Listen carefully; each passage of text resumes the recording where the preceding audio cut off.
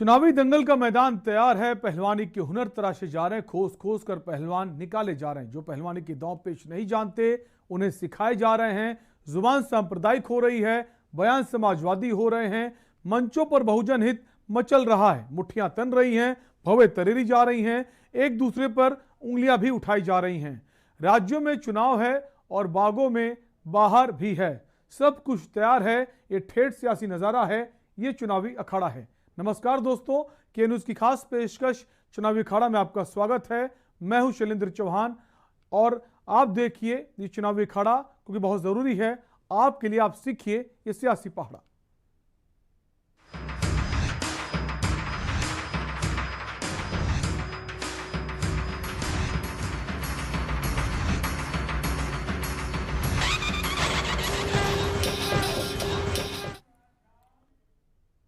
चुनाव का माहौल है, सबके अपने अपने तरीके हैं, लेकिन सबसे अलग है उत्तर प्रदेश के मुखिया योगी आदित्यनाथ का जनसंपर्क। जीत का टोटका कर गोरखपुर से निकले सीएम योगी के इस जनसंपर्क की भी अपनी एक कहानी है। हर बार योगी आदित्यनाथ एक ही कॉलोनी से चुनावी प्रचार शुरू करते हैं। क्या है पूरी कहानी और क्या योगी जी यहां से चुनावी प्रचार शुरू करते हैं और ये जगह कौन सी है, जानेंगे इस रिपोर्ट के जरिए। सूबे के मुख्यमंत्री योगी आदित्यनाथ जनसंपर्क में पूर्व उत्तर दिशा के 5 घर ही गए और हर बार पंजाबी कॉलोनी से ही प्रचार शुरू करते हैं योगी आदित्यनाथ। गोरखपुर के साथ ही प्रदेश के सभी सीटों में भाजपा की जीत के लिए योगी आदित्यनाथ ग्रह नक्षत्र पर विशेष ध्यान दे रहे हैं, चाहे नामांकन हो या फिर जनसंपर्क। योगी आदित्यनाथ की कोशिश यही रहती है कि शुभ और अशुभ समय को देखकर ही काम किया जाए। इसी के चलते आज योगी आदित्यनाथ ने गोरखपुर में जनसंपर्क शुरू किया। यहाँ भी उन्होंने समय का ध्यान रखते हुए 10:35 पर संपर्क किया।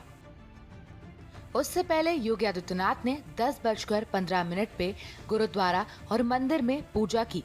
उसके बाद शुभ मुहूर्त को देखते हुए 10:40 पर लोगों से मुलाकात की और योगी जी ने जिन घरों को जनसंपर्क के लिए चुना था वो पूर्व और उत्तर दिशा के थे, जिसे शुभ प्रवेश द्वार माना जाता है। अब जो 10:35 पर सीएम योगी आदित्यनाथ ने जनसंपर्क शुरू किया था वो इसलिए किया क्योंकि 10:30 तक राहु काल था, जिसमें कोई शुभ काम नहीं किया जाता है। इसके साथ ही योगी ने पूर्व और उत्तर दिशा में स्थित मकानों को जनसंपर्क के लिए चुना था। पूर्व दिशा सूर्य का प्रतीक है और उत्तर बुध का। पूर्व और उत्तर ईशान कोण है। 5 अंक बुध से जुड़ा हुआ है। बुध सत्ता, तर्क, वाणी, चातुर्य का प्रतीक माना जाता है, जिसकी वजह से शीर्ष कुर्सी पर बैठना आसान होता है। न केवल सुरक्षा का एक वातावरण मिला है, बल्कि हर एक फील्ड में उत्तर प्रदेश तेजी के साथ आगे बढ़ता हुआ दिखाई दे रहा है।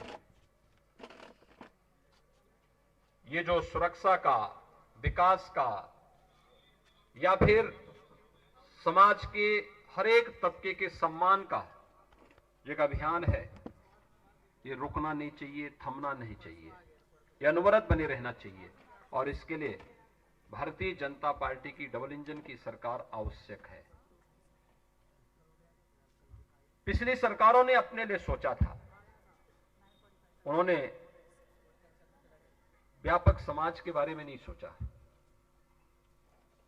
वर्ग संघर्ष की स्थिति पैदा करना चाहते थे, दंगा फसाद करना चाहते थे, व्यापारियों को पलायन करने के लिए मजबूर होना पड़ता था। पश्चिमी उत्तर प्रदेश में क्या अराजकता थी, कैसे ये लोग अव्यवस्था का कारक बनते थे। सीएम योगी के जनसंपर्क की शुरुआत एक ही कॉलोनी से होती है, पंजाबी कॉलोनी। योगी आदित्यनाथ संसदीय चुनाव लड़ रहे हों या फिर विधायकी का, वो प्रचार की शुरुआत पंजाबी कॉलोनी से ही करते हैं। राजनीति के लोग जहां इसकी वजह पंजाबियों द्वारा योगी को भक्त के रूप में दिए जाने वाले समर्थन को मानते हैं, तो वहीं ज्योतिषों ने रामगढ़ ताल से सटे होने से शीतल तासीर का चरित्र मानते हैं।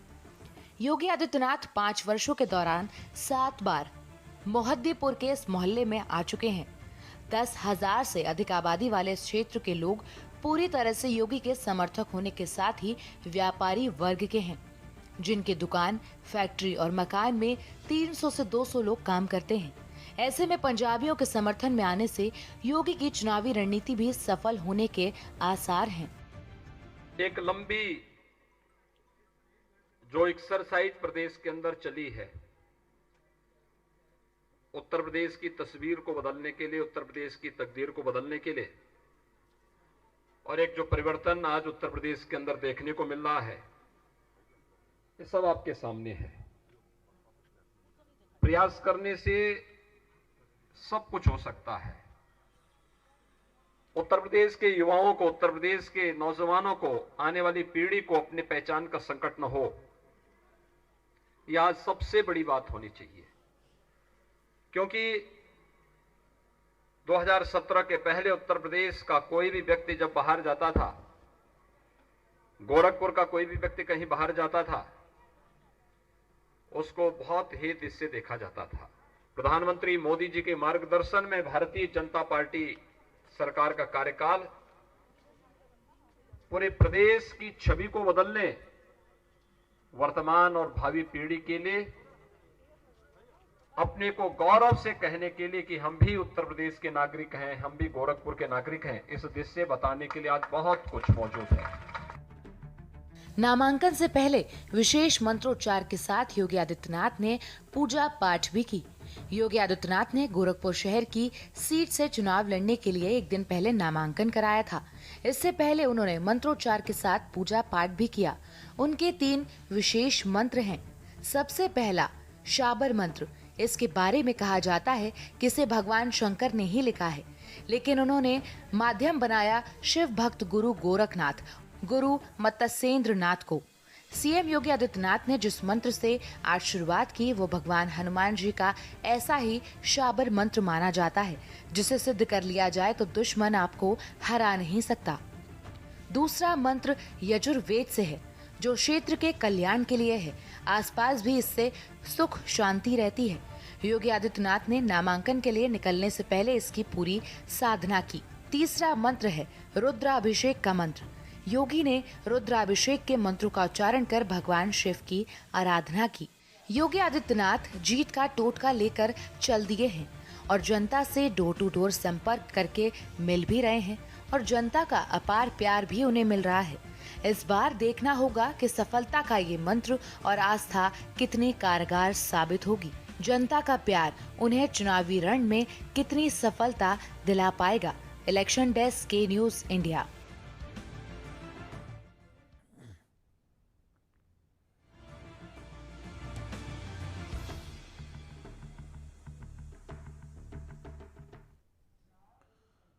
और चुनावी अखाड़ा में वक्त एक ब्रेक का है, जल्द लौटेंगे, आप बने रहिए हमारे साथ।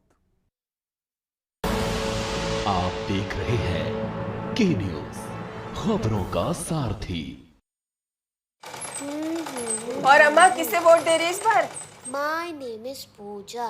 समझा तो दिया इसने तुझे अंग्रेजी में। मतलब क्या ठहरा? जो हमारे नंतिनों की अच्छी पढ़ाई के लिए अच्छे स्कूल खोलेगा, वोट तो उसे ही जाना है ना। अब समझ गई या इंग्लिश में समझाऊं?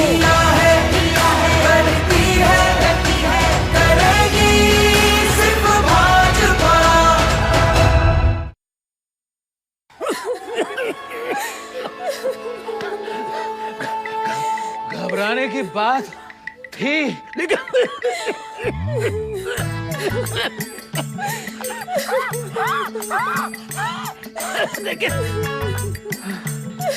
अब नहीं है।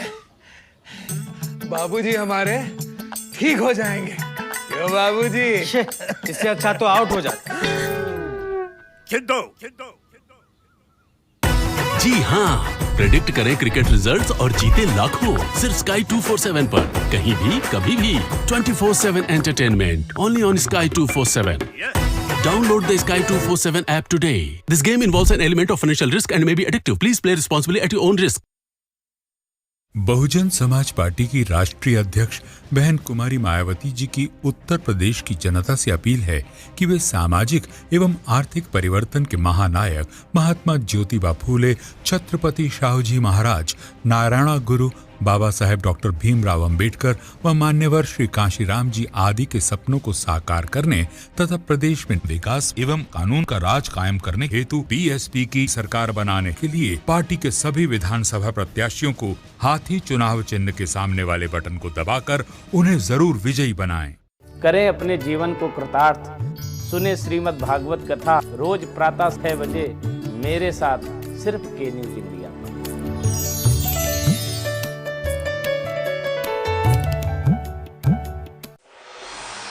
कोर्ट कचहरी के ना लगे चक्कर,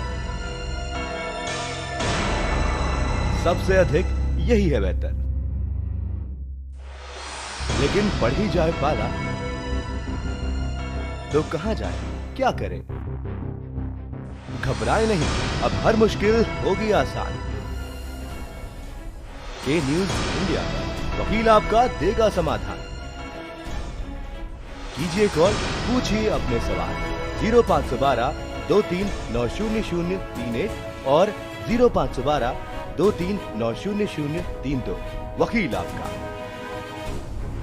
हर रविवार दोपहर 3 बजे केवल के न्यूज इंडिया पर।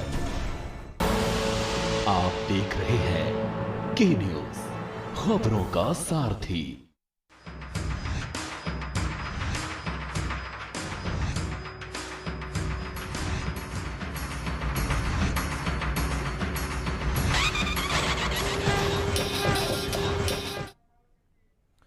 ब्रेक के बाद आपका स्वागत है। आगरा के कुंडौल में जनसभा को संबोधित करते हुए रक्षा मंत्री राजनाथ सिंह ने कहा कि विकास की पहली शर्त होती है कानून व्यवस्था बेहतर हो। मुख्यमंत्री योगी आदित्यनाथ ने कानून व्यवस्था को बेहतर बनाकर उत्तर प्रदेश में विकास का मार्ग प्रशस्त कर दिया है।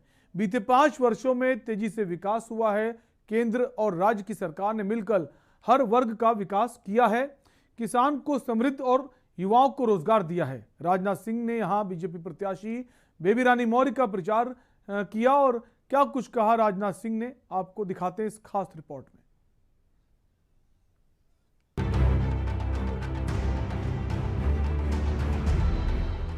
आगरा में बेबी रानी मौर्य के समर्थन में पहुंचे राजनाथ सिंह ने कहा कि सपा के शासनकाल को सबने देखा है।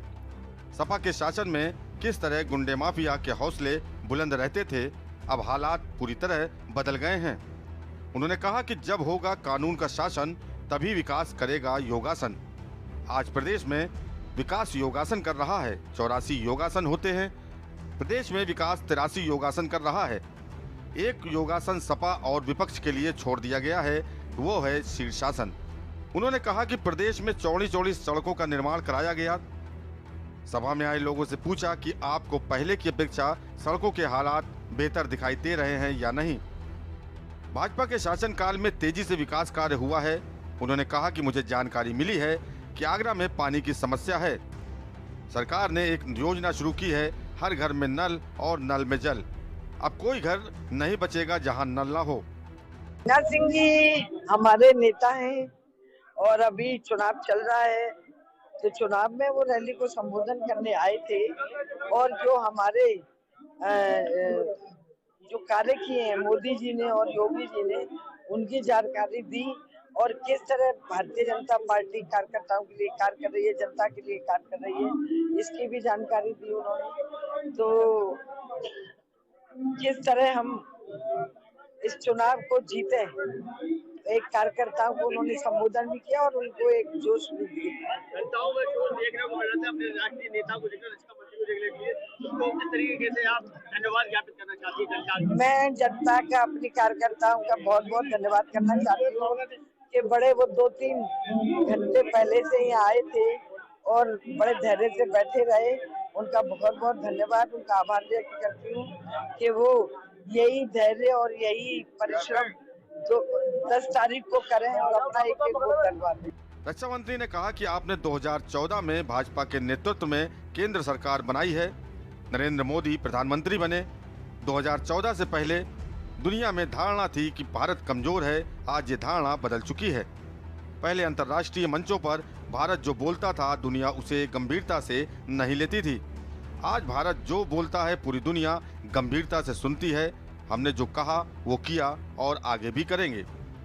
केंद्र और प्रदेश सरकार के विकास कार्यों को गिनाते हुए राजनाथ ने कहा कि क्या आपने कभी कल्पना की थी कि कोई प्रधानमंत्री शौचालय की बात करेगा? हमने ये किया। आज घर घर शौचालय बने हैं। पहले गरीब बीमारी से दम तोड़ देता था, आज आयुष्मान भारत योजना के तहत गरीब को 5 लाख रुपए तक इलाज मिल रहा है। एक से एक योजना। अब हम लोगों ने एक सिलसिला और प्रारंभ किया, हर घर में नल और नल से जल। मुझे जानकारी प्राप्त हुई है आगरा के लिए भी स्वीकृत हो गया है, यहां भी काम प्रारंभ होगा, यहां भी काम प्रारंभ होगा। कोई घर ऐसा नहीं बचेगा, कोई घर ऐसा नहीं बचेगा जहां पर कि नल की सुविधा न हो जाए और नल से जल न प्राप्त हो। अब घर की माताओं बहनों को पानी लाने के लिए कुओं पर नहीं जाना पड़ेगा, तालाब में नहीं जाना पड़ेगा, नदियों में नहीं जाना पड़ेगा, उनके घर तक नल के माध्यम से जल पहुंचेगा। ऐसी कई योजनाएं हमारी सरकार ने लागू की हैं।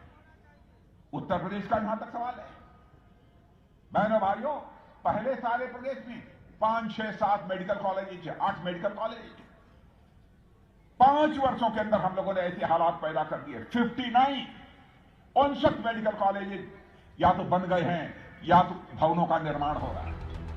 जनसभा के अंत में ग्रामीण विधानसभा से बीजेपी प्रत्याशी बेबी रानी मौर्य के पक्ष में जनता से वोट देने की अपील की और कहा कि आप क्या सोचते हो कि उत्तराखंड की राज्यपाल आपके बीच में चुनाव लड़ रही हैं, क्या वो एक विधायकी रहेंगी? नहीं, आप खुद जानते हो उन्हें कितनी जिम्मेदारी दी जाएगी। बेबी रानी मौर्य उत्तराखंड की राज्यपाल रह चुकी है, फिलहाल उन्हें बुलाया गया है यहाँ। मैं इसलिए जाती हूँ क्योंकि मैंने देखा जहाँ तक योगी जी ने, मैं एक स्टूडेंट हूँ, स्टूडेंट के लिए उन्होंने बहुत कुछ किया है। हम बेबी रानी मौर्य को वोट देना पसंद करेंगे क्योंकि वो एजुकेशन के लिए अच्छी हैं, विकास के लिए हमें अच्छा लगता है और बिजली का मतलब कि सब काम सही हो रहा है और कानून व्यवस्था मतलब बीजेपी की सही है। सब लोग यहाँ पे बीजेपी को ही वोट कर रहे हैं और दूसरा कोई भी उम्मीदवार टक्कर में नहीं है। देखो, बीजेपी के आने से बहुत सारे फायदे हुए हैं, सामाजिक सुधार हुआ है और जो दंगे फसाद होते थे वो कंट्रोल हुए हैं और बहुत सारी जो योजनाएं हैं वो लागू हुई हैं, विकास हुआ है काफी। इस तरह से बीजेपी को सपोर्ट करके दे रहे हैं, सारे लोग वोट दे रहे हैं। तो प्रत्याशी बेबी रानी मौर्य जी हैं। क्यों बेबी रानी मौर्य? क्यों? बीजेपी से हैं वो और बीजेपी को ही मतलब हम सपोर्ट करेंगे। क्यों पसंद करोगे बीजेपी? भाई जो राम को लाए हैं हम उनको लाएंगे और मतलब जो उन्होंने सब अच्छा किया है। हम बीजेपी को वोट कर रहे हैं और यहाँ से हमारी प्रत्याशी है बेबी रानी मौर्य। क्यों बेबी रानी मौर्य? क्यों बेबी रानी मौर्य को वोट देना क्यों चाहते हैं आप? भाई वो यहाँ की मेयर रही हैं पहले और उन्होंने यहाँ पे बड़े अच्छे काम किए हैं और ईमानदारी में और कर्तव्य निष्ठा में उनका बड़ा नाम है। जनता बेबी रानी मौर्य के समर्थन में दिख रही है। देखना ये होगा कि इस समर्थन से वो कितने अंतर से जीत दर्ज करती हैं।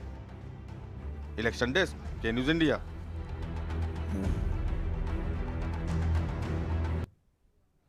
और चुनावी अखाड़ा में वक्त एक और ब्रेक का है, आप बने रहिए हमारे साथ।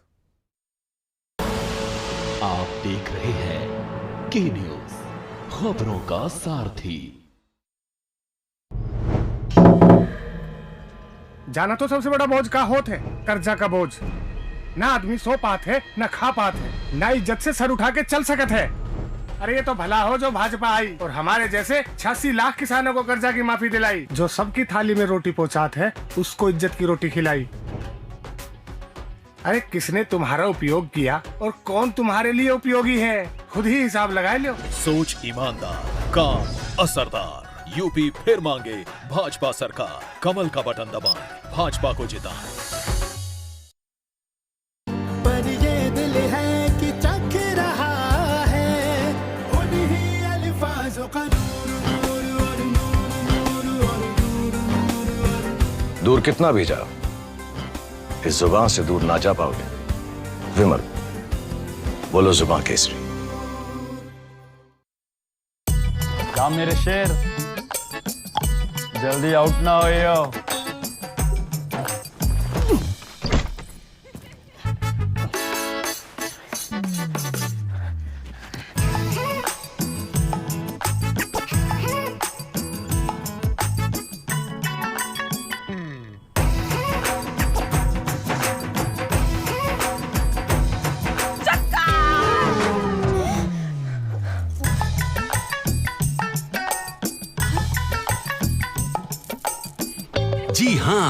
प्रेडिक्ट करें क्रिकेट रिजल्ट्स और जीते लाखों सिर्फ स्काई 247 पर कहीं भी कभी भी 24/7 एंटरटेनमेंट ओनली ऑन स्काई 247।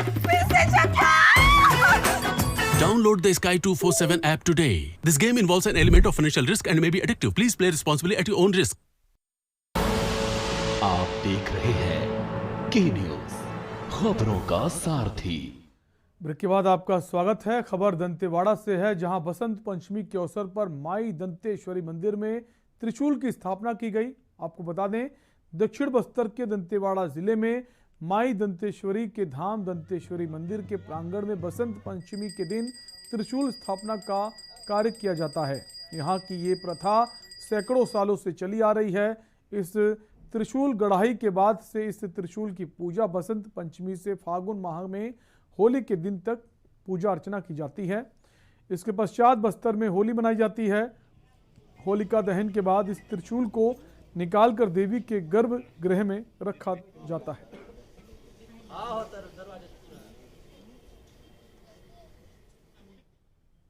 आज जो है बसंत पंचमी के दिन हमारे पूरे बस्तर अंचल में जितनी भी यात्रा, फागुन, मड़ई, ये सब चीज़ों की प्रारंभ जो होती है आज से माना जाता है। और आज जो है माँ दंतेश्वरी मंदिर में जो है आज बसंत पंचमी को विशेष पूजा कर जो है यह त्रिशूल की गढ़ाई जो है की जाती है। और आज से जो है जितने भी इस क्षेत्र में जो है यात्रा, मड़ई, ये सब चीज़ों का विभिन्न देवी धाम, ग्राम देवी धामियों में जो है आयोजन किए जाएंगे। जब तक यह त्रिशूल खम्भ यहाँ पे स्थापना नहीं होती है तब तक जो है यहाँ पे जो है फागुन, मड़ई और यात्रा का ये पूरे बस्तर अंचल में प्रारंभ नहीं होती है। तो आज जो है यहाँ से जो है प्रारंभ हो चुकी है।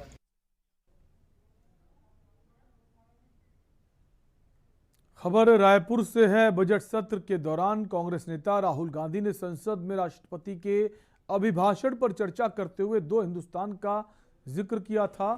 राहुल के उस बयान पर अब कांग्रेस से बीजेपी में पहुंचे और वर्तमान में केंद्रीय मंत्री ज्योतिरादित्य सिंधिया की प्रतिक्रिया सामने आई है।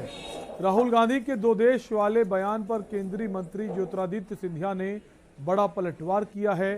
मंत्री सिंधिया का कहना है कि 2 देश वाला वक्तव्य कोई भारत का नागरिक नहीं दे सकता। हम एक देश के नागरिक हैं, हमारा देश एक परिवार है।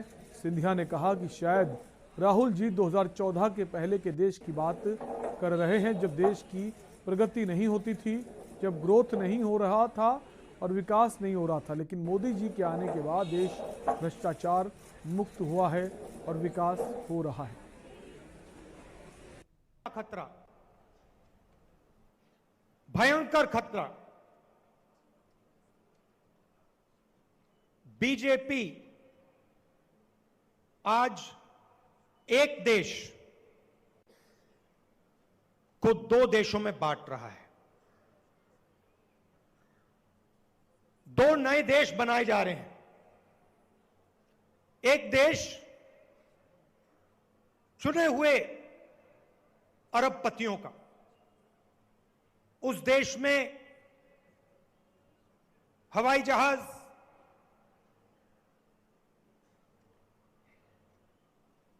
हाई टेक्नोलॉजी, धन,